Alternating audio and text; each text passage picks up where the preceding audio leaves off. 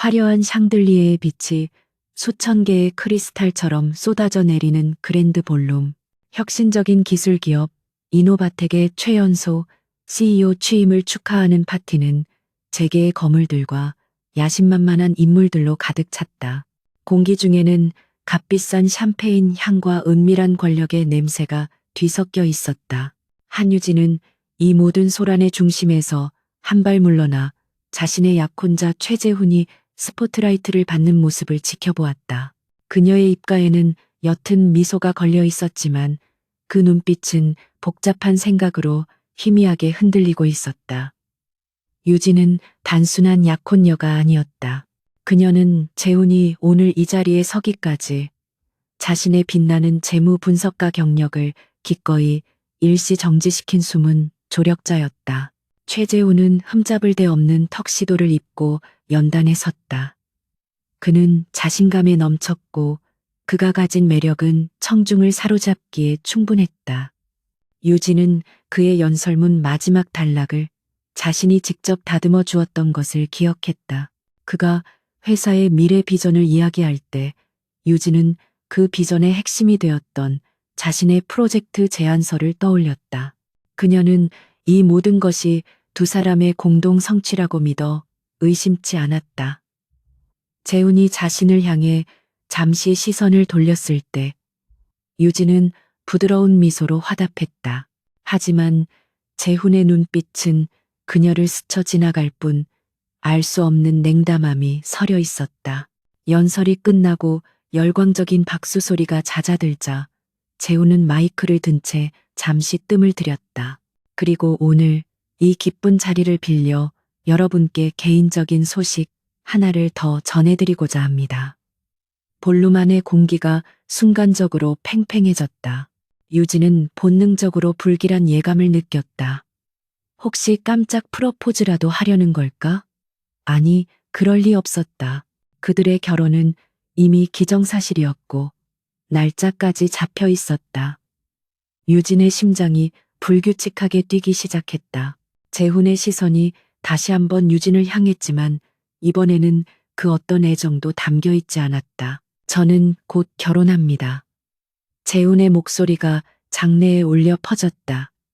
몇몇 하객들이 유진을 향해 축하의 미소를 보냈다. 하지만 재훈은 곧바로 말을 이었다. 하지만 제 곁에 설 사람은, 제가 진정으로 사랑하며 제 미래를 함께할 사람은 한유진 씨가 아닙니다. 시간은 그 순간 얼어붙었다. 모든 소리가 멀리 사라지고 유진의 귀에는 오직 자신의 심장이 산산조각 나는 소리만 들리는 듯했다. 샴페인 잔을 든 손이 격렬하게 떨리기 시작했고 차가운 액체가 손등 위로 넘쳐 흘렀다. 재훈은 마치 무대 위의 배우처럼 극적인 효과를 즐기듯 팔을 뻗어 인파 속의 한 여성을 가리켰다. 저의 진정한 사랑, 그리고 제 반려자가 될 사람, 서린그룹의 후계자 윤서린 씨입니다. 조명이 즉각적으로 재훈이 가리킨 곳을 비췄고 눈부신 드레스를 입은 윤서린이 수줍은 듯 앞으로 걸어 나왔다. 그녀는 재훈의 옆에 서서 그의 팔짱을 꼈고 두 사람은 완벽한 한 쌍처럼 보였다. 장내는 당혹감과 은밀한 수군거림으로 술렁였다. 재계의 역학관계에 밝은 이들은 이미 이노바텍과 서린그룹의 결합이 무엇을 의미하는지 빠르게 계산하고 있었다. 유진은 그 자리에 못 박힌 듯 서 있었다. 모욕감, 배신감, 그리고 차가운 분노가 뒤섞여 그녀의 온몸을 휘감았다. 최재훈, 3년을 함께했던 남자, 그녀가 자신의 모든 것을 걸고 지원했던 남자가 지금 수백 명의 사람들 앞에서 그녀를 가장 잔인한 방식으로 버리고 있었다. 그는 단 한 번도 유진을 제대로 돌아보지 않았다. 그의 눈에는 오직 권력과 야망을 향한 노골적인 욕망만이 불타고 있었다. 윤서린은 승리자의 여유로운 미소를 지으며 유진을 잠시 바라보았다. 그 눈빛은 동정심이 아닌 명백한 조롱과 경멸을 담고 있었다. 유진은 자신이 어떻게 그곳을 빠져나왔는지 기억하지 못했다. 그녀의 발걸음은 무중력 상태처럼 비틀거렸지만 꼿꼿하게 편 등은 결코 굽히지 않았다. 볼룸의 문이 닫히는 순간까지 그녀는 단 한 방울의 눈물도 보이지 않았다. 하지만 파티장의 소음이 완전히 차단된 복도에 혼자 남게 되자 억눌렀던 모든 감정이 한꺼번에 폭발했다. 그녀는 비상계단으로 비틀거리며 들어가 차가운 콘크리트 벽에 이마를 기댔다. 숨이 막혔다. 배신감은 단순한 시련의 고통이 아니었다.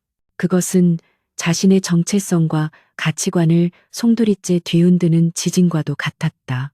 최재훈이 그녀를 버린 이유는 명백했다. 더 큰 야망을 위한 발판. 윤서린과 그녀의 가문이 가진 재력과 영향력은 한유진이라는 유능하지만 배경 없는 조력자가 줄 수 있는 것과는 비교할 수 없었다. 유진은 깨달았다. 재훈은 처음부터 그녀의 능력과 헌신을 이용했던 것이다. 그녀가 밤새워가며 완성했던 사업 계획서, 시장 분석 데이터, 그리고 그를 CEO 자리에 앉히기 위해 고안했던 재무 전략들. 그 모든 것이 이제 윤서린의 아버지 서린그룹의 막강한 자본력을 뒷받침하는 도구가 될 터였다. 그녀는 주저앉아 무릎 사이에 얼굴을 묻었다. 하지만 눈물은 나오지 않았다. 대신 차가운 분노가 얼음처럼 심장을 감쌌다. 최재훈. 그녀의 목소리는 스스로도 놀랄 만큼 낮고 차분했다. 이것은 끝이 아니었다. 이 굴욕, 이 배신, 이 잔인한 기만. 그녀는 결코 이대로 무너지지 않을 것이다. 그녀는 자신의 모든 것을 앗아간 그에게 자신이 겪은 고통에만 배를 돌려주리라 다짐했다. 밖에서는 여전히 축하의 음악 소리가 희미하게 들려왔지만 한유진의 세계는 이미 무너졌고 그 잿더미 속에서 완전히 다른 무언가가 태어나고 있었다. 유진은 천천히 일어섰다. 눈물로 얼룩진 화장을 손등으로 거칠게 닦아낸 그녀의 눈빛은 더 이상 슬픔에 젖어 있지 않았다. 그곳에는 오직 강철 같은 결의와 냉혹한 이성만이 번득이고 있었다. 그녀는 자신의 핸드백에서 휴대전화를 꺼냈다. 수많은 부재중 전화와 메시지가 와 있었지만 그녀의 눈은 오직 단 하나의 이름에 고정되었다. 몇 년간 애써 외면하고 거리를 두었던 그 이름.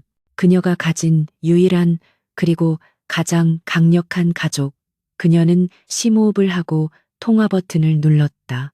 신호음이 몇 번 울리고 중후하면서도 권위 있는 목소리가 수화기 너머에서 들려왔다. 나다. 무슨 일이냐. 유진은 잠시 망설였지만 이내 단호한 목소리로 입을 열었다. 삼촌. 저예요. 유진이에요. 도움이 필요해요. 수화기 너머의 남자는 잠시 침묵했다. 그는 유진이 먼저 자신에게 연락하는 날이 올 것이라는 것을 이미 알고 있었다는 듯 차분한 목소리로 대답했다. 어디냐? 내가 사람을 보내마. 유진은 창밖의 어두운 도시 풍경을 내려다보며 대답했다. 아니요, 제가 직접 가겠어요. 지금 당장 삼촌을 뵈어야겠어요. 아주 중요한 이야기가 있어요. 그녀는 전화를 끊고 비상계단을 빠져나왔다. 화려했던 드레스는 이미 그녀에게 아무런 의미도 없었다. 그녀의 발걸음은 더 이상 비틀거리지 않았다. 그것은 복수를 향해 나아가는 첫걸음이었다. 유진은 호텔 로비를 가로질러 회전문을 밀고 나갔다. 차가운 밤 공기가 그녀의 뺨을 때렸지만 오히려 정신이 맑아지는 기분이었다. 그녀는 지나가는 택시를 잡아탔다. 목적지를 말하는 그녀의 목소리에는 일말의 망설임도 없었다. 태아그룹 본사 펜트하우스로 가주세요. 택시 기사가 백미러로 그녀를 흘끗 쳐다보았지만 그녀의 얼음장 같은 표정을 보고는 아무 말 없이 차를 출발시켰다. 도시는 여전히 불빛으로 가득했지만 유진의 눈에는 오직 자신이 나아가야 할 길만이 보였다.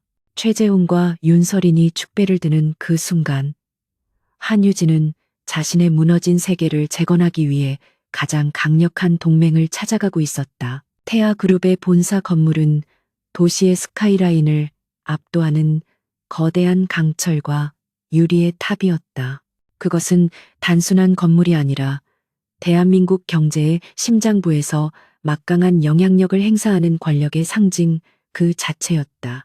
한유진이 택시에서 내렸을 때 그녀의 드레스 차림은 이 냉혹한 비즈니스의 성체와 어울리지 않았지만 그녀의 눈빛은 그 어느 때보다도 차갑고 날카로웠다. 그녀는 망설임 없이 1층 로비로 들어섰고 그녀의 신원을 즉각적으로 확인한 보안 요원들의 호의 아래 전용 엘리베이터로 향했다. 엘리베이터는 소리 없이 상승하며 그녀를 펜트하우스 층으로 데려갔다. 문이 열리자 그곳은 다른 세상이었다. 거대한 통유리창 너머로 도시의 야경이 별처럼 펼쳐져 있었고 실내는 극도로 절제되었지만 최고급 가구들로 채워져 있었다. 공기마저도 일반인들이 숨쉬는 것과는 다른 희박하고 권위 있는 무게감을 지니고 있었다.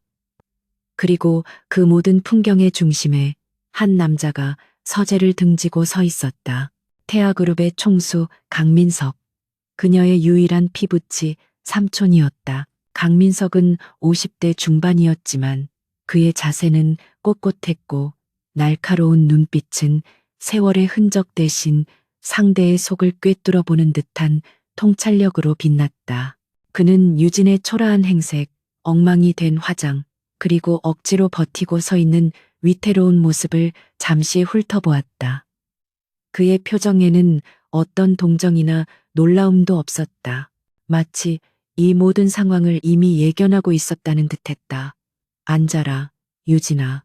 그의 목소리는 낮고 묵직하게 울렸고 그 말 한마디에 방 안의 공기가 더욱 무겁게 가라앉았다.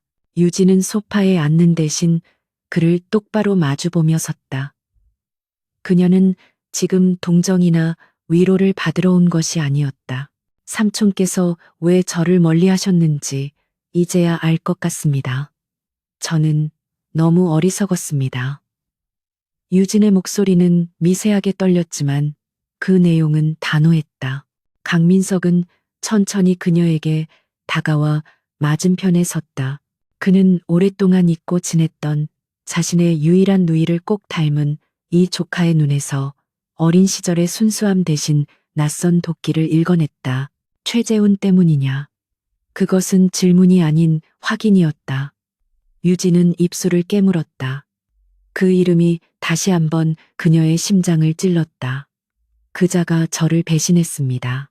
모두의 앞에서 저를 모욕하고 버렸습니다. 강민석은 고개를 저었다. 그건 배신의 본질이 아니다. 그건 그저 결과일 뿐이지. 진짜 배신은 네가 보지 못하는 곳에서 이미 오래전에 시작되었다. 그는 서재 책상으로 걸어가 태블릿 PC를 집어들고는 유진에게 화면을 돌렸다. 화면에는 유진이 지난 1년간 심혈을 기울여 개발했던 차세대 AI 기반 위험 관리 시스템 프로젝트 계획서가 떠 있었다. 네가 이노바텍을 위해 만들었던 프로젝트로군. 아주 훌륭해. 태아의 전략기획실에서도 이 정도 수준의 결과물을 내놓으려면 6개월은 좋게 걸릴 거다. 유진은 혼란스러웠다. 그게 무슨 상관이죠? 강민석은 화면을 넘겨 다른 문서를 보여주었다. 그것은 이노바텍과 서린그룹 간의 기술 협력 및 자본 유치 계약서 초안이었다. 최재훈은 내 프로젝트를 훔쳤다. 그는 이 계획서를 마치 자신이 처음부터 고안한 것처럼 포장해서 서린그룹의 윤 회장에게 가져갔지. 윤 회장은 그 잠재력을 즉시 알아보았고 그 대가로 자신의 딸과 막대한 자본을 이노바텍에 쏟아붓기로 결정했다. 오늘 너의 파혼은 그 거래의 마지막 조항이었을 뿐이다. 강민석의 말은 망치처럼 유진의 머리를 내리쳤다. 시련의 고통은 순식간에 다른 차원의 분노로 변질되었다. 그것은 단순한 애정의 배신이 아니었다. 그것은 그녀의 지성, 그녀의 경력, 그녀의 존재 가치 자체에 대한 약탈이었다. 유진은 비틀거렸다. 그녀는 소파에 겨우 몸을 기댔다. 최재우는 그녀의 사랑뿐만 아니라 그녀의 미래까지 훔쳐서 자신의 성공을 위한 제물로 바쳤던 것이다. 그 개자식. 그녀의 입에서 거친 욕설이 흘러나왔다. 강민석은 그런 그녀를 무표정하게 바라보았다. 이제야 상황 파악이 되는 모양이군. 너는 사랑에 눈이 멀어 네가 가진 가장 강력한 무기를 적의 손에 쥐어준 거다. 그리고 그 적은 그 무기로 네 심장을 쐈지. 그의 목소리에는 일말의 동정심도 없었지만 이상하게도 그 냉혹함이 유진의 정신을 더욱 또렷하게 만들었다. 유진은 눈을 감았다가 떴다. 붉게 충혈되었던 눈에는 이제 차가운 불꽃이 타오르고 있었다. 삼촌. 그녀가 다시 입을 열었을 때 그 목소리는 완전히 달라져 있었다. 저를 도와주실 수 있습니까? 강민석은 마치 그 말을 기다렸다는 듯 천천히 고개를 끄덕였다. 나는 사업가다, 유진아. 나는 감상적인 위로 따위는 하지 않는다. 대신 거래를 제안하지. 그는 자신의 거대한 책상 뒤 총수의 의자에 앉으며 말을 이었다. 너는 두 가지 선택을 할 수 있다. 첫 번째, 이대로 주저앉아 평생 그놈을 원망하며 피해자로 살아가거나. 두 번째, 그의 눈이 번뜩였다. 태아의 힘을 손에 넣어라. 내게는 너를 무너뜨린 것들을 짓밟아버릴 수 있는 자원이 있다. 하지만 공짜는 없어. 너는 나를 위해 일해야 한다. 너의 그 뛰어난 머리, 네가 최재훈에게 바쳤던 그 재능 전부를 이제 나를 위해, 태아를 위해 써야 한다. 이것은 단순한 도움의 제안이 아니었다. 이것은 영혼을 건 계약이자 괴물이 되기 위한 시험대였다. 유진은 잠시 망설였다. 그녀가 이 손을 잡는 순간 과거의 한유진은 완전히 죽는다는 것을 알았다. 그녀가 원했던 평범한 행복, 사랑하는 사람과의 미래는 이제 영원히 불가능할 터였다. 하지만 최재훈과 윤설인의 행복한 미소를 떠올리자 그녀의 망설임은 눈 녹듯 사라졌다. 제가 뭘 하면 되죠? 강민석의 입가에 10년 만에 처음으로 희미한 미소가 떠올랐다. 그는 만족스러웠다. 우선 그 드레스부터 갈아입어야겠지. 지금부터 너는 한유진이 아니다. 너는 태아그룹 전략기획실의 유령이다. 아무도 너의 존재를 모르지만 너는 모든 것을 보고 듣고 조종하게 될 거다. 그는 인터컴 버튼을 눌렀다. 김 비서, 손님을 준비시켜. VVIP 프로토콜로. 그는 다시 유진을 바라보았다. 최재훈이 너에게서 훔쳐간 것이 프로젝트 하나라고 생각하나? 천만에 그는 너의 아이디어를 기반으로 거대한 성을 쌓아 올릴 계획이다. 우리는 그 성이 완성되기 전에 그 기초부터 하나씩 무너뜨릴 거다. 그가 너에게서 10을 빼앗아 갔다면 너는 그에게서 100을 빼앗고 그의 숨통까지 끊어놔야 한다. 그게 태아의 방식이고 이제부터 네가 배울 방식이다. 유진은 대답 대신 자리에서 일어섰다. 김 비서라고 불린 여자가 방금 문을 열고 들어와 그녀에게 정중하게 고개를 숙였다. 유진은 더 이상 파티장에서 쫓겨난 비련의 여주인공이 아니었다. 그녀의 눈빛은 강민석의 그것처럼 차갑고 냉철하게 변해 있었다. 그녀는 자신의 찢어진 드레스 자락을 한번 내려다보고는 미련 없이 그것을 벗어 던질 준비를 했다. 복수는 시작되었다. 가장 차갑고 가장 철저하며 가장 압도적인 방식으로 한유진이라는 이름은 세상에서 공식적으로 사라졌다. 그녀의 소셜미디어 계정은 삭제되었고 그녀가 살던 오피스텔은 정리되었으며 그녀의 휴대폰 번호는 해지되었다. 과거의 한유진은 그랜드 볼룸에서의 굴욕적인 밤을 마지막으로 증발해버렸다. 그리고 새로운 유진이 태어난 곳은 태아그룹 본사 건물의 가장 깊숙한 곳, 그 존재 자체가 1급 기밀인 전략기획 총괄실이었다. 그곳은 일반적인 사무 공간이 아니었다. 창문 하나 없는 거대한 지휘 통제실이었으며 오직 강민석 총수의 직접적인 지시만을 수행하는 태하의 가장 날카로운 칼날이었다. 유진은 긴 머리카락을 망설임 없이 잘라냈다.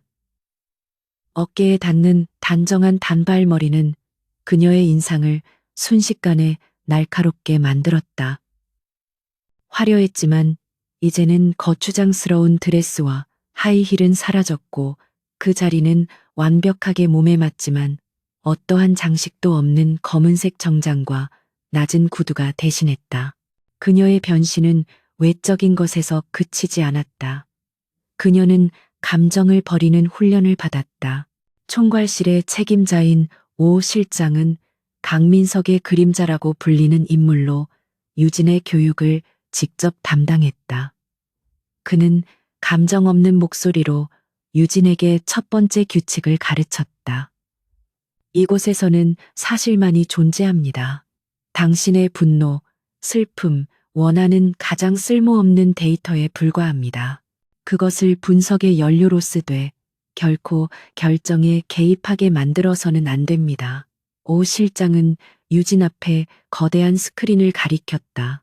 스크린에는 이노바텍과 관련된 모든 정보가 실시간으로 흘러가고 있었다. 재무제표, 공급망, 핵심 인력의 신상, 심지어 최재훈이 즐겨 마시는 와인의 종류까지 모든 것이 데이터화되어 있었다. 유진은 자신이 얼마나 순진했는지 깨달았다. 그녀는 사랑이라는 이름으로 최재훈의 곁에 머물렀지만 그가 어떤 인간인지 제대로 알지 못했다. 유진은 잠자는 시간을 쪼개가며 모든 자료를 집어삼켰다. 그녀는 더 이상 재무 분석가가 아니었다. 그녀는 전략가였고 포식자였다. 그녀의 뛰어난 분석력은 이제 복수라는 명확한 목표를 만나 폭발적인 시너지를 발휘했다. 그녀는 최재훈이 훔쳐간 자신의 프로젝트가 이노바텍의 시스템에 어떻게 이식되고 있는지 역추적했다. 그리고 그 과정에서 필연적으로 발생할 수밖에 없는 시스템적 허점과 재훈의 조급함이 만들어낸 약점들을 찾아내기 시작했다. 그녀의 눈은 붉게 충혈되었지만 그 안에는 광기 어린 집중력만이 빛나고 있었다. 강민석은 한 달에 한 번 유진의 보고를 받기 위해 총괄실의 모습을 드러냈다. 그는 유진이 가져온 첫 번째 보고서를 말없이 넘겨보았다. 그것은 이노바텍의 신규 프로젝트가 의존하고 있는 핵심 부품 공급망의 취약점에 대한 분석이었다.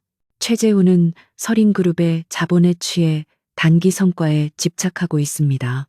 그는 기존의 안정적인 공급망 대신 비용 절감을 이유로 검증되지 않은 소규모 업체들로 일부 라인을 대체했습니다.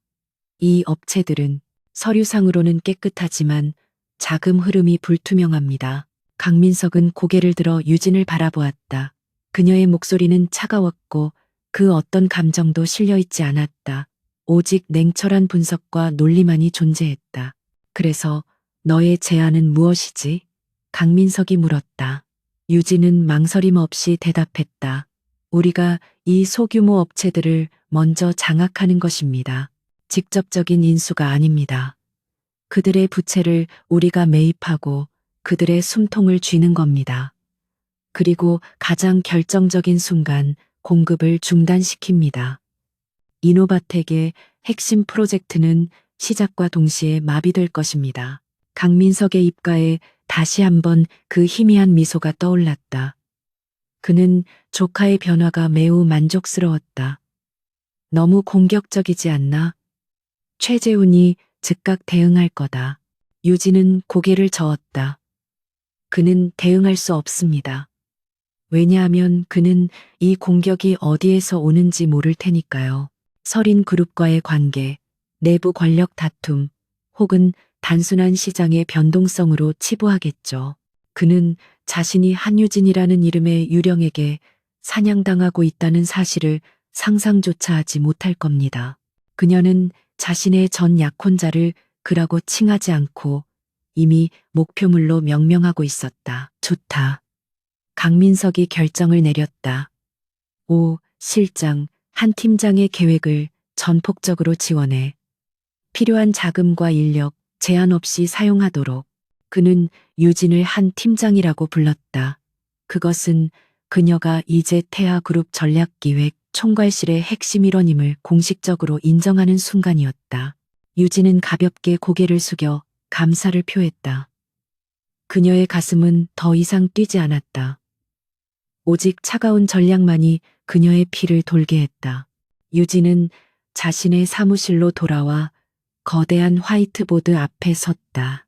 그곳에는 최재훈과 윤설인, 그리고 이노바텍과 설인그룹의 관계도가 거미줄처럼 얽혀 있었다. 그녀는 붉은색 마커를 집어들고 방금 강민석 총수에게 보고했던 첫 번째 목표, 알파테크놀로지라는 소규모 공급업체의 이름 위에 동그라미를 그렸다.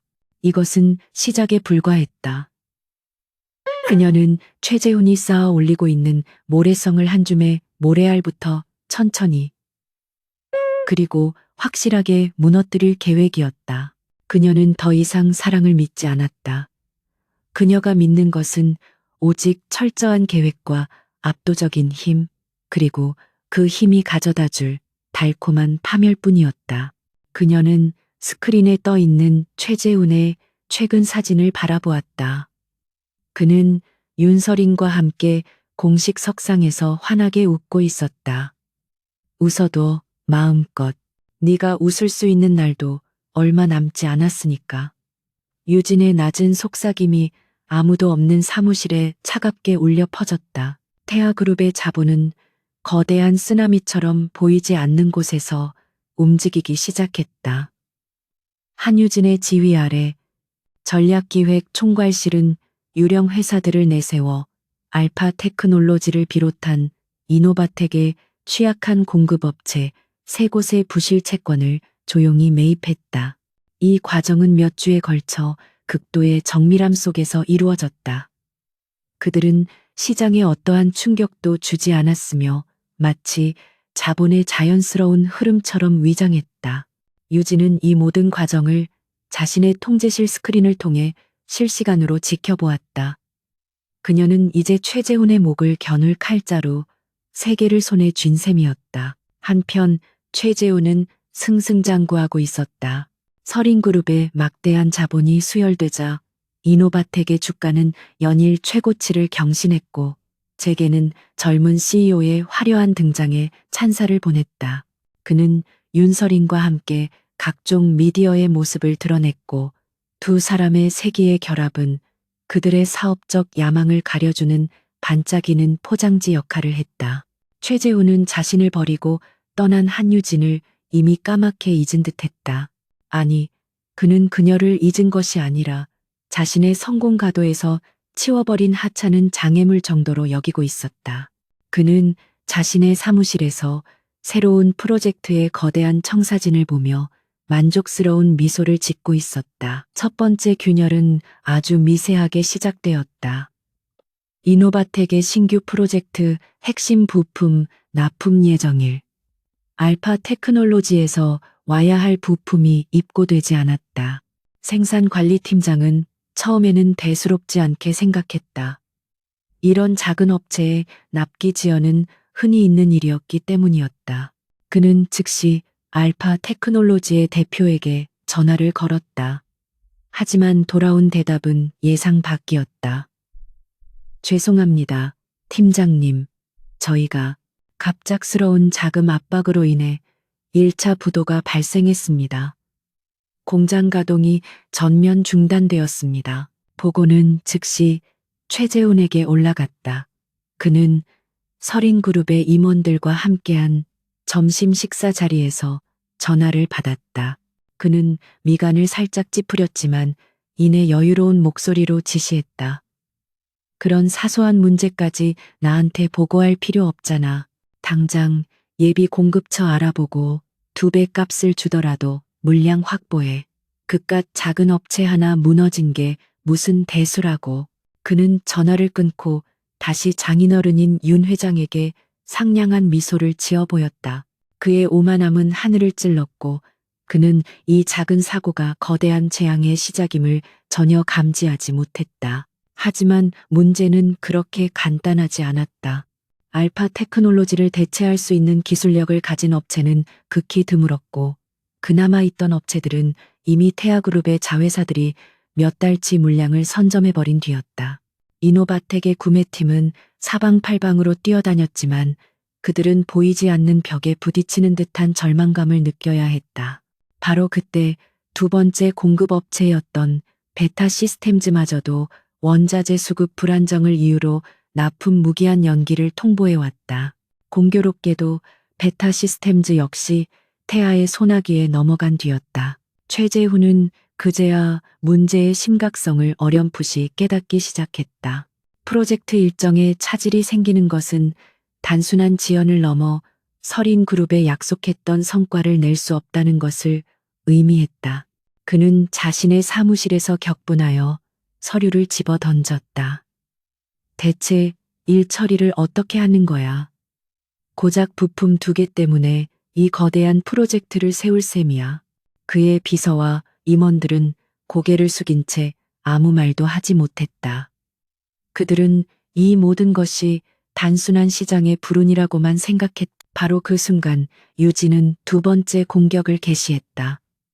전략기획 총괄실은 익명의 정보원을 통해 몇몇 경제 전문 기자들에게 정보를 흘렸다. 이노바텍의 야심찬 신규 프로젝트가 심각한 공급망 문제에 부딪혔으며 핵심 기술 구현에 차질이 생길 수 있다는 내용이었다. 기사는 자극적이지 않았다. 오히려 매우 객관적이고 사실에 기반한 분석 기사의 형태를 띠었다. 단독, 이노바텍 신규 AI 시스템, 핵심 부품 수급난, 장밋빛 전망의 제동. 기사의 파급력은 즉각적이었다. 크지는 않았지만 시장의 신뢰에 미세한 금이 가기 시작했다. 주가는 소폭 하락했고 투자자 게시판에는 불안감을 토로하는 글들이 올라오기 시작했다. 최재훈은 이 기사를 보고 격노했다. 이런 젠장, 내부 정보 유출자가 누구야?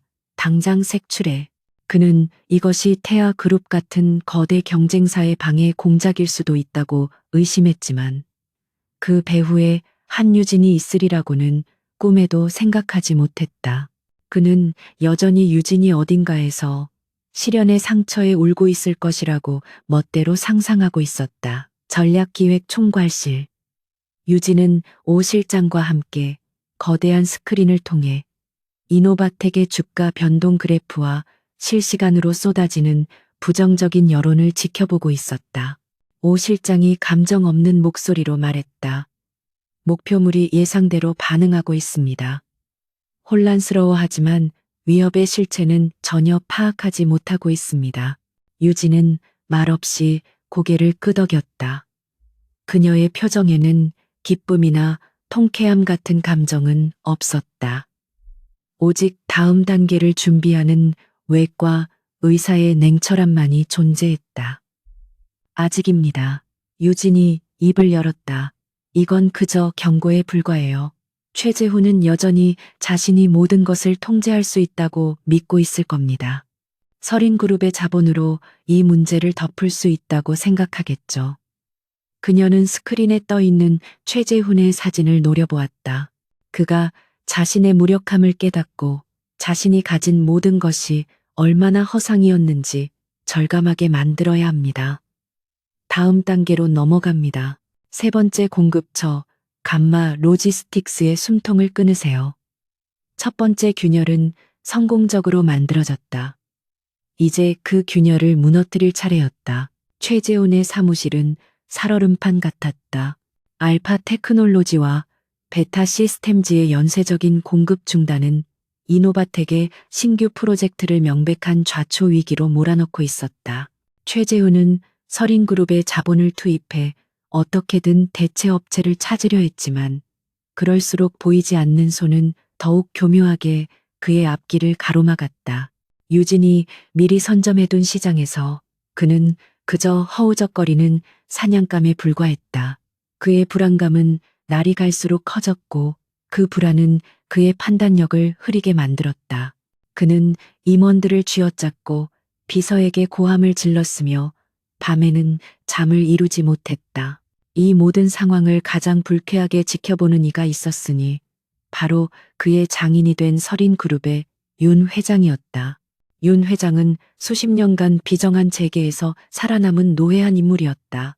그는 자신의 사위가 된 젊은 CEO의 총명함과 야망을 높이 샀지만 그만큼 그의 성과를 냉혹하게 저울질하고 있었다. 이노바텍에 쏟아부은 막대한 자본은 자선 사업이 아니었다. 그것은 철저한 투자였고 윤 회장은 그 투자가 기대했던 수익을 내지 못할 조짐을 보이자 즉각적으로 불쾌감을 드러냈다. 최서방. 윤 회장의 저택에서 열린 가족 저녁 식사 자리. 값비싼 음식들 사이로 흐르는 공기는 얼음장처럼 차가웠다. 윤 회장은 나이프와 포크를 내려놓고 최재훈을 지그시 바라보았다. 요즘 시장에 자네 회사에 대한 안 좋은 소문이 돌더군. 부품 수급 문제라. 그런 기본적인 것도 관리하지 못하면서 어떻게 큰일을 도모하겠나. 최재훈의 등줄기에 식은땀이 흘렀다. 장인어른, 그건 일시적인 문제입니다. 경쟁사들의 견제가 좀 있어서 윤 회장은 코웃음 쳤다. 견제. 아니, 내가 보기엔 무능력에 가까워 보이네만. 자네가 나한테 가져왔던 그 완벽한 사업 계획서에는 이런 변수도 포함되어 있었나? 윤서린이 아버지의 팔을 잡으며 끼어들었다. 아빠, 재훈 씨 지금 많이 힘들어요. 너무 그러지 마세요. 하지만 윤 회장의 눈은 여전히 사위를 향해 있었다. 힘들다? 사업은 원래 힘든 거야. 하지만 자네는 지금 약속을 어기고 있어. 최서방. 내 돈이 들어간 사업이 이따위로 삐걱대는 꼴, 난 두 눈 뜨고 못 보네. 그날 밤 최재훈은 장인의 집에서 쫓겨나다시피 나와야 했다. 윤서린과의 관계에도 처음으로 냉기가 돌기 시작했다. 이 모든 균열은 한유진의 치밀한 계산 아래 벌어지고 있었다. 그녀는 태아그룹 총괄실에서 최재훈과 윤 회장의 식사 자리에서 오간 대화 내용까지 실시간으로 보고받고 있었다. 태아의 정보망은 이미 서린그룹 내부 깊숙이 침투해 있었다. 유진은 이제 다음 단계로 넘어갈 때가 왔음을 직감했다. 최재훈이 서린그룹의 자본으로 문제를 해결하려 할수록 윤 회장의 의심은 더욱 커질 것입니다. 그녀가 오 실장에게 보고했다. 이제 그 의심에 불을 붙일 때입니다. 유진의 세 번째 공격은 훨씬 더 치명적이고 교묘했다. 그녀는 이노바텍의 재무제표를 분석하며 최재훈이 서린그룹의 투자를 받기 위해 초기 데이터를 과장했다는 사실을 발견했다. 그것은 명백한 사기였지만 회계 장부상으로는 교묘하게 감춰져 있었다. 유진은 자신이 직접 가르쳐준 회계 기법을 최재훈이 악용했다는 사실에 실소가 나왔다. 자기가 쏜 화살에 자신이 맞게 될 줄은 몰랐겠지. 유진은 이 증거를 단순한 언론이 아닌 더 정확한 곳에 전달하기로 결정했다. 며칠 뒤 윤 회장의 개인 집무실로 발신자 불명의 두꺼운 봉투가 배달되었다. 그 안에는 이노바텍의 원본 데이터와 최재훈이 윤 회장에게 제출했던 과장된 데이터가 나란히 비교된 보고서가 들어있었다. 보고서의 마지막 장에는 단 한 문장만이 적혀 있었다. 총수는 언제까지 젊은 여우의 거짓말에 속으실 겁니까? 윤 회장은 보고서를 읽어 내려갈수록 얼굴이 굳어졌다. 그는 평생을 숫자를 다루며 살아온 사람이었다. 그는 이 데이터가 무엇을 의미하는지, 사위가 자신을 상대로 얼마나 대담한 사기극을 벌였는지 즉각적으로 파악했다. 그의 분노는 하늘을 찔렀다. 그는 자신의 딸을 이용한 것뿐만 아니라 서린그룹 전체를 기만한 최재훈을 용서할 수 없었다. 당장이라도 최재훈을 불러 목을 치고 싶었지만 노회한 사업가는 이성을 잃지 않았다. 만약 이 사실이 외부로 알려진다면 최재훈뿐만 아니라 서린그룹의 명성에도 치명타가 될 터였다. 윤 회장은 일단 최재훈에게 추가 자금 지원을 보류하라고 지시했다. 그리고 비밀리에 자신의 감사팀을 이노바텍에 파견했다. 경영 정상화를 위한 협력이라는 명분이었지만 사실상 그것은 최재훈의 목에 칼을 들이대는 행위였다. 최재훈은 그제야 자신이 거대한 덫에 걸렸음을 깨달았다. 공급망은 마비되었고 언론은 연일 부정적인 기사를 쏟아냈으며 이제는 유일한 자금줄이었던 장인마저 자신을 압박하기 시작했다. 그는 미칠 것 같았다. 그는 자신이 왜 이렇게까지 몰리게 되었는지 이해할 수 없었다. 그는 자신의 적이 누구인지조차 몰랐다. 태아그룹의 소행이라고 짐작은 했지만 그들의 공격 방식은 너무나도 치밀하고 정확해서 마치 자신의 모든 것을 꿰뚫어 보고 있는 듯했다. 그는 사무실에서 밤을 새우며 처음으로 한유진이라는 이름을 떠올렸다. 하지만 이내 고개를 저었다. 아니야, 그 여자가 이럴 리 없어. 그녀는 이런 힘이 없어. 그의 오만함은 여전히 현실을 직시하는 것을 가로막고 있었다. 유진은 자신의 통제실에서 이노바텍에 파견된 서린그룹 감사팀의 움직임을 지켜보고 있었다. 모든 것이 그녀의 시나리오대로 움직이고 있었다. 최재훈과 윤 회장 사이의 신뢰는 완전히 박살났고 이노바텍은 내부에서부터 붕괴되기 시작했다. 이제 목표물이 스스로 움직일 때가 되었습니다. 유진이 오 실장에게 말했다. 그는 자신이 가진 유일한 무기였던 한유진의 그림자를 다시 찾으려 할 겁니다. 그가 나를 찾도록 유도해야 합니다. 유진의 눈빛은 그 어떤 복수심보다도 차가운 전략가의 그것으로 빛나고 있었다. 그녀는 마지막 대면을 준비하고 있었다. 최재훈은 궁지에 몰린 쥐였다. 이노바텍의 주가는 폭락을 거듭했고 서린그룹의 감사팀은 회사의 모든 데이터를 이 잡듯 뒤지며 그의 숨통을 조여왔다. 윤 회장은 더 이상 그의 전화를 받지 않았고 윤서린과의 관계는 돌이킬 수 없을 정도로 얼어붙었다. 그녀는 아버지의 분노와 남편의 무능력 사이에서 그를 경멸하기 시작했다. 최재훈은 자신이 그토록 원했던 모든 것, 부, 명예, 권력, 이 신기루처럼 사라지고 있음을 공포 속에서 지켜보아야 했다. 그는 이 모든 재앙의 배후에 거대한 음모가 도사리고 있음을 직감했다. 그리고 그의 불안한 직감은 단 한 사람, 한유진을 가리키고 있었다. 그는 처음에는 그 가능성을 애써 무시했다.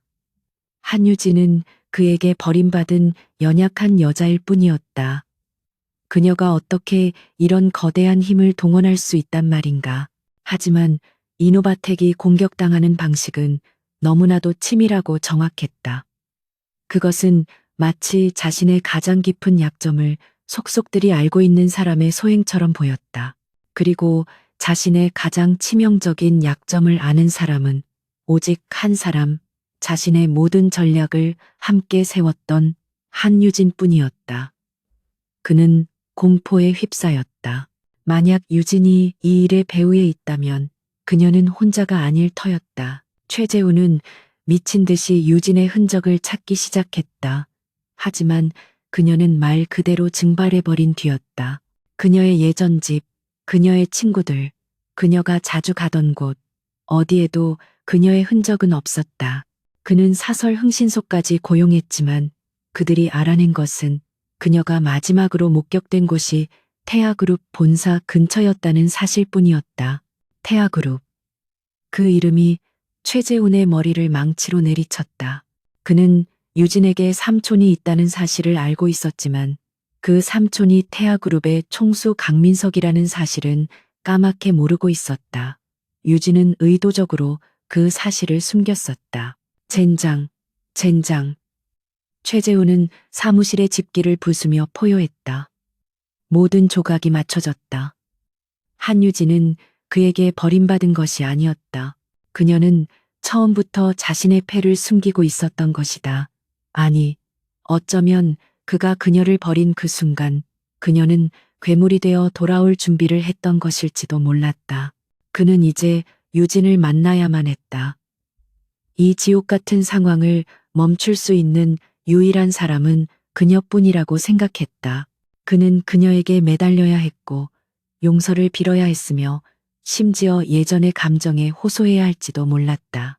그는 어떻게든 태아그룹의 강민석 총수에게 연락을 시도했지만 총수의 비서실은 그의 연락을 철저히 무시했다. 바로 그때 그에게 한 통의 이메일이 도착했다. 발신자는 H 리만의 내용은 단 한 줄이었다. 내일 오후 3시 태아그룹 본사 1층 로비. 혼자와 최재훈은 심장이 멎는 듯했다. 유진이었다. 그녀가 드디어 모습을 드러내는 것이었다. 그는 안도감과 동시에 극심한 공포를 느꼈다. 그는 이 만남이 자신의 마지막 기회일 수도 혹은 처형대로 향하는 마지막 걸음일 수도 있음을 예감했다. 그는 밤새 한숨도 자지 못하고 유진에게 할 말들을 수백 번이고 연습했다. 그는 자신이 가장 잘하는 연기, 즉 진심 어린 후회와 애절한 사랑을 연기할 준비를 했다. 다음 날 오후 3시, 최재훈은 약속 장소에 초췌한 모습으로 나타났다. 그는 일부러 수염도 깎지 않았고 가장 낡은 셔츠를 입었다. 동정심을 유발하기 위한 계산된 연기였다. 그가 로비에 들어서자 강민석 총수의 비서실 소속 직원 한 명이 그에게 다가와 말없이 그를 엘리베이터로 안내했다. 엘리베이터는 그가 상상했던 총수의 펜트하우스가 아닌 중간층의 한 사무실 복도에 멈췄다. 비서는 복도 끝에 거대한 회의실 문을 가리키고는 사라졌다. 최재훈은 마른 침을 삼키며 문을 밀고 들어갔다. 회의실은 거대했고 한쪽 벽면 전체가 통유리로 되어 있어 도시의 전경이 한눈에 들어왔다. 그리고 그 창을 등지고 한 여자가 서 있었다. 짧게 자른 머리, 한치의 오차도 없는 검은색 정장. 그녀는 천천히 돌아섰다. 최재훈은 숨이 멎었다. 그녀는 한유진이 맞았지만 그가 알던 한유진이 아니었다. 그녀의 눈빛에는 그가 기억하던 따뜻함이나 애정 대신 모든 것을 꿰뚫어 보는 듯한 얼음장 같은 냉철함과 알 수 없는 권위가 서려 있었다. 유진 씨. 그가 불확실하게 그녀의 이름을 불렀다. 그녀는 대답 대신 회의실 테이블 상석에 앉으며 그에게도 자리를 권했다. 최재훈은 마치 신문을 받으러 온 죄인처럼 그녀의 맞은편에 조심스럽게 앉았다. 오랜만이네요. 최재훈 대표. 유진의 목소리는 낮고 차분했으며 어떠한 감정도 실려 있지 않았다. 그 목소리가 최재훈에게는 그 어떤 고함보다도 더 무섭게 들렸다. 유진 씨, 대체 이게 어떻게 된 일입니까? 당신 그동안 내가 어디서 뭘 했는지는 중요하지 않죠. 유진이 그의 말을 잘랐다. 중요한 건 당신이 지금 왜 내 앞에 앉아 있느냐는 겁니다. 용서를 구하러 왔나요? 아니면 마지막 발악이라도 해보러 온 건가요? 최재훈은 당황했다. 그가 준비했던 모든 대사들이 그녀의 직설적인 질문 앞에서 무용지물이 되었다. 그는 본능적으로 무릎을 꿇으려 했지만 유진은 손을 들어 그를 제지했다. 그런 값싼 연기는 집어치워요. 난 당신이 연기하는 후회하는 연인을 보러 온 게 아니니까. 최재훈은 그녀의 압도적인 기세에 눌려 아무 말도 하지 못했다. 그는 그제야 깨달았다. 자신이 상대하고 있는 것은 더 이상 사랑에 상처받은 여자가 아니었다. 그녀는 자신보다 몇 수 위를 내다보는 냉혹한 전략가였다. 왜 나한테 이러는 겁니까? 내가 당신한테 잘못한 건 알아요. 하지만 이 정도까지 할 필요는 없었잖아요. 우리 사랑했었잖아. 그가 절박하게 외쳤다. 그 말에 유진의 입가에 처음으로 비웃음이 떠올랐다. 사랑? 당신 입에서 그 단어가 나오다니 역겹네요. 당신은 내 사랑을 이용했고 내 지성을 훔쳤고 내 미래를 짓밟았어요. 그리고 당신은 그걸 어쩔 수 없는 선택이었다고 스스로를 정당화했겠죠. 그녀는 자리에서 일어나 그에게 다가갔다. 그녀의 구두 소리가 회의실에 차갑게 울렸다. 그녀는 그의 의자 옆에 서서 그를 내려다보았다. 최재훈 씨, 당신은 내가 왜 당신을 공격했는지 아직도 모르는군요. 당신은 나를 과소평가했어요. 그게 당신의 가장 큰 실수였죠. 그녀는 테이블 위에 버튼을 눌렀다. 회의실에 거대한 스크린이 켜지고 태아그룹 전략기획 총괄실이라는 로고가 떠올랐다. 그리고 그 아래 총괄팀장 한유진이라는 이름이 선명하게 박혀 있었다. 최재훈의 눈이 경악으로 물들었다. 그녀가 태아그룹의 전략기획 팀장이었다. 강민석 총수의 직속 부대, 그가 감히 상상조차 할 수 없었던 권력의 핵심이었다. 당신이 상대하고 있는 건 버림받은 한유진이 아니에요. 최 대표, 유진이 차갑게 선언했다. 당신은 태아그룹 전체를 상대로 싸움을 걸었던 겁니다. 그리고 당신은 졌어요. 최재훈은 회의실을 어떻게 빠져나왔는지 기억하지 못했다. 그는 텅 빈 복도를 유령처럼 걸어 나왔고 1층 로비의 밝은 조명 아래에서야 비로소 자신이 온몸을 사시나무 떨듯 떨고 있다는 것을 깨달았다. 한유진, 그녀는 괴물이 되어 있었다. 아니, 어쩌면 그녀는 처음부터 거대한 포식자였고 자신은 그저 그녀의 손바닥 위에서 노란한 어리석은 사냥감에 불과했을지도 모른다는 끔찍한 자각이 그를 덮쳤다. 태아그룹 전략기획 총괄팀장. 그 직함이 가진 무게는 지금 그가 짊어진 모든 실패의 무게를 합친 것보다도 무거웠다. 그는 끝났다. 완전히. 그리고 돌이킬 수 없게 끝장난 것이었다. 그의 머릿속에는 단 하나의 생각만이 남아 있었다. 이대로 죽을 순 없다. 그는 마지막 발악을 준비했다. 그는 자신이 아는 모든 것을 언론에 터뜨릴 결심을 했다. 한유진이 어떻게 태아그룹의 힘을 이용해 사적인 복수를 했는지, 그녀가 어떻게 시장 질서를 교란시켰는지 폭로할 생각이었다. 그것이 자신을 더욱 비참하게 만들지라도 한유진 역시 끌어내릴 수만 있다면 기꺼이 진흙탕에 함께 굴을 각오였다. 그는 비틀거리며 자신의 차로 돌아와 알고 지내던 경제부 기자의 번호를 눌렀다. 하지만 신호음은 가지 않았고 연결할 수 없는 번호라는 메시지만 흘러나왔다. 전략기획 총괄실. 유진은 최재훈이 로비를 빠져나가는 모습을 CCTV 화면으로 냉정하게 지켜보고 있었다. 오 실장이 그녀의 옆에 서서 보고했다. 목표물이 방금 K경제신문의 박 기자에게 접촉을 시도했습니다. 하지만 박 기자는 이미 저희의 관리하에 있습니다. 목표물의 모든 통신은 지금부터 차단 및 감시됩니다. 유진은 고개를 끄덕였다. 예상했던 반응입니다. 쥐는 궁지에 몰리면 마지막으로 상대를 물어뜯으려 하죠. 하지만 그는 모를 겁니다. 이 사냥은 아직 끝나지 않았다는 걸. 유진의 개인적인 복수는 사실상 끝났다. 최재훈은 사회적으로나 직업적으로나 완벽하게 매장당했다. 하지만 그녀를 이곳까지 이끈 전략가로서의 본능은 다른 곳을 가리키고 있었다. 최재훈이 윤 회장을 속이기 위해 조작했던 재무 데이터. 그것을 파고들던 유진의 팀은 무언가 더 거대하고 불길한 흐름을 감지했다. 최재훈의 조작은 너무 조잡했다. 마치 더 큰 무언가를 가리기 위한 어설픈 연막처럼 느껴졌다. 오 실장님, 윤 회장이 이노바텍에 투입한 자금의 원천을 다시 한번 검토해 주십시오. 유진이 지시했다. 그녀의 직감은 틀리지 않았다. 태아의 자금 추적팀이 며칠 밤낮으로 매달린 결과 충격적인 사실이 드러났다. 서린그룹이 이노바텍에 투자한 자금 중 상당 부분이 정상적인 자본이 아니었다.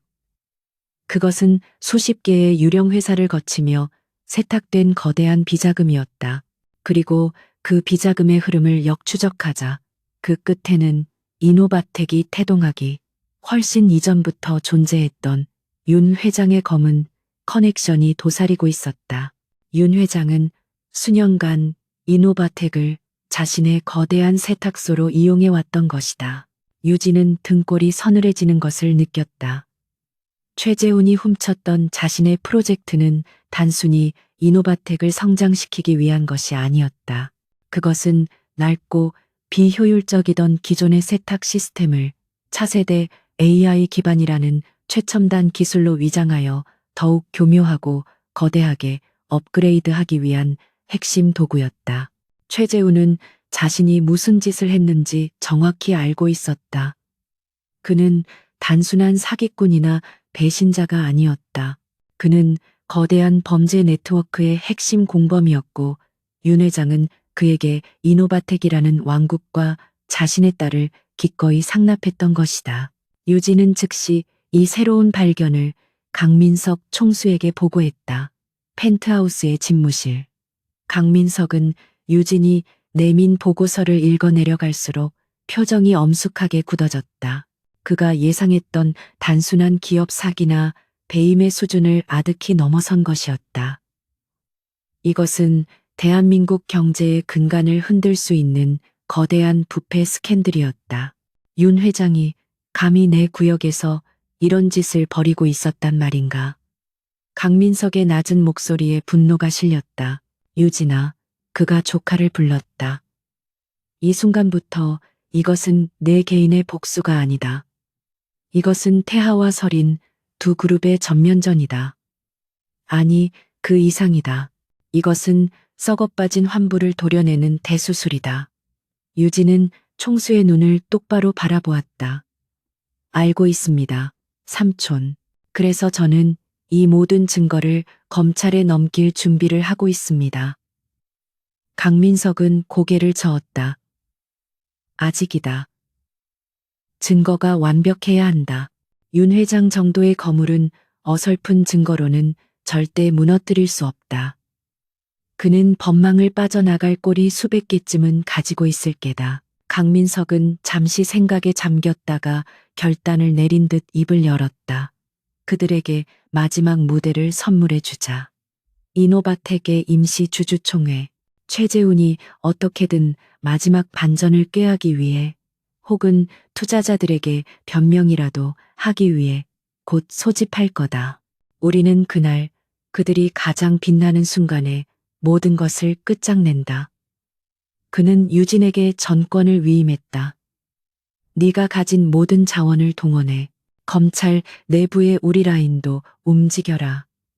그날 단 한 놈도 빠져나가지 못하게 확실한 결정타를 준비해. 유진은 총수의 집무실을 나왔다.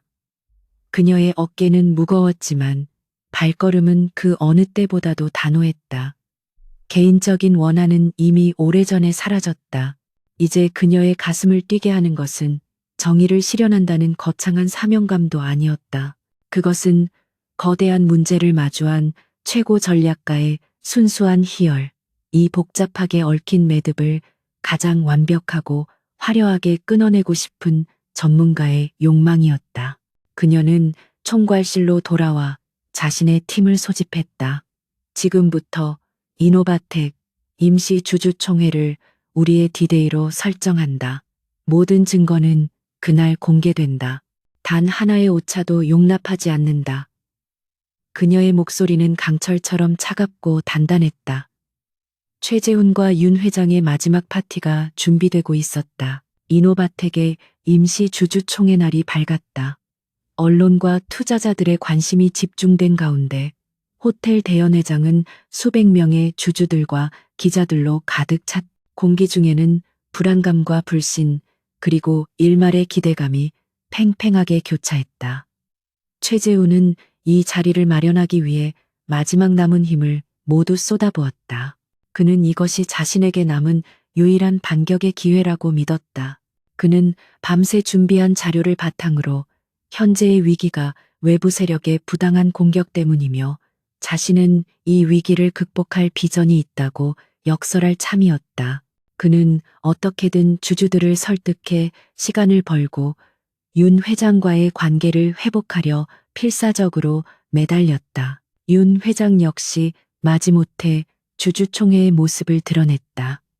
그는 사위의 옆자리에 앉아 있었지만 두 사람 사이에는 시베리아의 겨울바람보다 더 차가운 냉기가 흘렀다.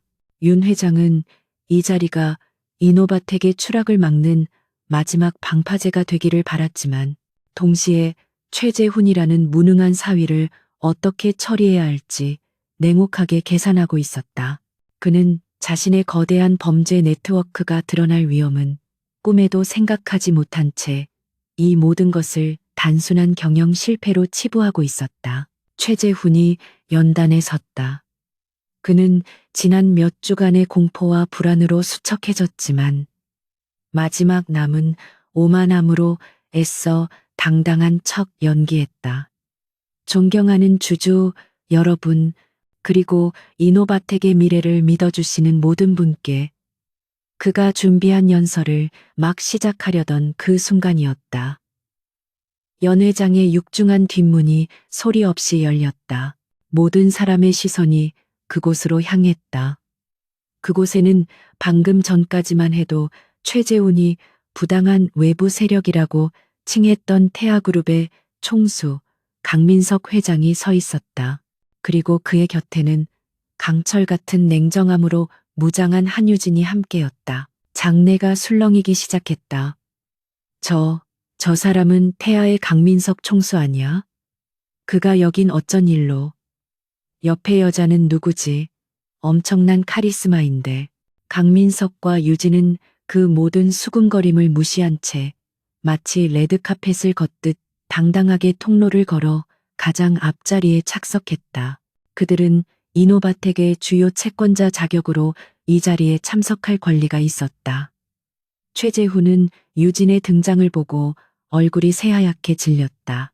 그는 연단 위에서 다리가 후들거리는 것을 느꼈다. 윤 회장 역시 태하그룹 총수의 예고 없는 등장에 심기가 불편한 듯 미간을 찌푸렸다. 최재훈은 애써 침착함을 가장하며 연설을 이어가려 했다. 다시 말씀드리지만 우리 회사는 바로 그때 유진이 자리에서 일어나 손을 들었다. 의장님, 발언권 요청합니다. 현 사태의 핵심 당사자로서 주주 여러분께 반드시 알려드려야 할 진실이 있습니다. 그녀의 목소리는 마이크를 통하지 않았음에도 불구하고 거대한 연회장 전체에 또렷하게 울려 퍼졌다. 최재훈이 당황해서 제지하려 했지만 이미 모든 관심은 유진에게 쏠린 뒤였다. 강민석 총수의 수행원들이 연회장의 모든 스크린을 장악했다. 최재훈이 준비했던 이노바텍의 장밋빛 미래 대신 스크린에 떠오른 것은 차가운 숫자들과 암호화된 장부들이었다. 유진은 연단 옆으로 걸어 나와 마치 거대한 오케스트라를 지휘하듯 냉철한 목소리로 입을 열었다. 여러분은 지금 이노바텍이 단순한 경영 위기를 겪고 있다고 생각하십니까? 천만에요. 여러분은 거대한 사기극의 피해자이며 이 회사는 처음부터 범죄를 목적으로 설계된 껍데기에 불과했습니다. 무슨 헛소리야. 당장 저 여자를 끌어내. 최재훈이 소리쳤지만 그의 목소리는 유진의 다음 말에 묻혀버렸다. 유진은 스크린을 가리켰다. 최재훈 대표가 서린그룹에 제출했던 바로 그 사업 계획서입니다. 제가 만든 것을 훔쳐간 바로 그것이죠. 장내가 다시 한번 술렁였다. 하지만 중요한 것은 그게 아닙니다. 이 계획서가 어떻게 서린그룹 윤 회장님의 거대한 비자금 세탁 네트워크를 위한 최첨단 솔루션으로 둔갑했는지가 중요합니다. 윤 회장의 얼굴이 처음으로 굳어졌다. 지금 무슨 말을 하는 건가? 저 여자가 감히. 유진은 윤 회장의 분노를 무시하고 스크린에 복잡한 자금 흐름도를 띄웠다. 수십 개의 유령 회사를 거쳐 이노바텍으로 흘러 들어간 검은 돈의 흐름이 적나라하게 드러났다. 윤 회장님, 당신은 수년간 이노바텍을 당신의 검은 돈을 합법적인 투자금으로 세탁하는 창구로 이용해 왔습니다. 그리고 최재훈 대표는 당신의 딸과의 결혼을 대가로 그 더러운 돈을 관리하는 집사 노릇을 충실히 수행해왔죠. 증거 있나? 윤 회장이 고함을 질렀다. 유진은 희미하게 미소 지었다. 물론입니다. 그녀가 손가락을 튕기자 스크린에는 최재훈과 윤 회장의 비밀 대화 녹음 파일이 재생되기 시작했다. 비자금 규모를 논의하는 목소리, 세탁 방식을 지시하는 목소리, 그리고 그 대가로 이노바텍의 지분을 약속받는 목소리까지. 그것은 빼도 박도 못하는 증거였다. 최재훈은 그 자리에 주저앉았고 윤 회장은 얼굴이 흑빛이 되었다. 주주들은 경악과 분노로 아우성을 치기 시작했다. 바로 그때였다. 연회장의 모든 문이 일제히 열리며 검은 정장을 입은 검찰 수사관들과 금융감독원 직원들이 들이닥쳤다. 서울중앙지검 특수부입니다. 윤서린 회장과 최재훈 대표를 특정경제범죄, 가중처벌 등에 관한 법률 위반, 즉 횡령 및 배임, 자금 세탁 혐의로 긴급 체포합니다. 모든 것이 유진의 시나리오대로였다. 수사관들이 비틀거리는 최재훈과 마지막까지 발악하는 윤 회장에게 수갑을 채웠다. 카메라 플래시가 미친 듯이 터졌고 대한민국 재계를 뒤흔들 거대한 스캔들이 실시간으로 전국에 타전되고 있었다. 윤서리는 객석에서 이 모든 광경을 넋이 나간 채 지켜보고 있었다. 그녀는 자신의 아버지와 남편이 체포되는 순간에도 자신이 사랑했던 남자가 아니라 자신이 투자했던 상품이 망가진 것을 더 분해하는 듯한 표정이었다. 최재훈은 수사관들에게 끌려가던 중 문득 멈춰서서 유진을 바라보았다. 그의 눈에는 분노도 원망도 아닌 순수한 공포와 이해할 수 없다는 절망만이 담겨 있었다. 유진은 그와 눈을 맞췄다. 그녀의 눈에는 어떠한 동요도 승리감도 없었다. 오직 차가운 무관심만이 존재했다.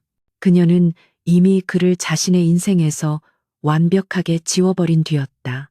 그녀는 한때 사랑했던 남자의 완전한 파멸을 자신의 손으로 완성시켰지만 그 어떤 감흥도 느끼지 못했다. 그녀는 그저 자신이 맡은 임무를 완벽하게 완수했을 뿐이었다. 강민석 총수가 유진의 어깨에 조용히 손을 얹었다. 잘했다, 유진아. 아니, 한 팀장. 모든 소란이 끝나고 연회장에는 유진과 강민석 총수 그리고 태아의 팀원들만이 남았다. 거대한 스크린에는 여전히 윤 회장의 범죄 증거들이 떠 있었다. 유진은 그 스크린을 한참 동안 바라보다가 천천히 입을 열었다. 삼촌. 이 일은 제가 시작했지만 저 혼자서는 끝낼 수 없었을 겁니다. 강민석은 조카의 훌쩍 커버린 모습을 대견하면서도 한편으론 안쓰럽게 바라보았다. 너는 태아의 힘을 이용한 것이 아니다. 너는 내 안에 잠들어 있던 태아의 힘을 깨운 것이다. 너는 내 누이의 딸이자 내 유일한 후계자다. 유진은 고개를 저었다. 저는 후계자가 아닙니다. 저는 삼촌의 가장 날카로운 칼입니다. 강민석은 그런 그녀의 대답에 만족스러운 미소를 지었다.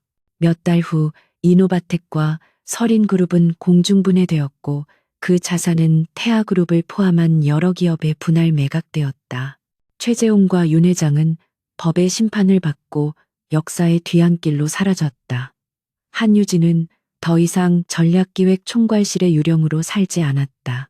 그녀는 태아그룹의 최연소 사장으로 임명되어 그룹의 미래를 책임지는 핵심 리더로 당당히 전면에 나섰다. 그녀는 더 이상 사랑에 배신당한 연약한 여자가 아니었다. 그녀는 자신의 상처를 딛고 일어나 자신의 능력으로 스스로의 제국을 건설한 강력한 지도자 한유진 그 자체였다.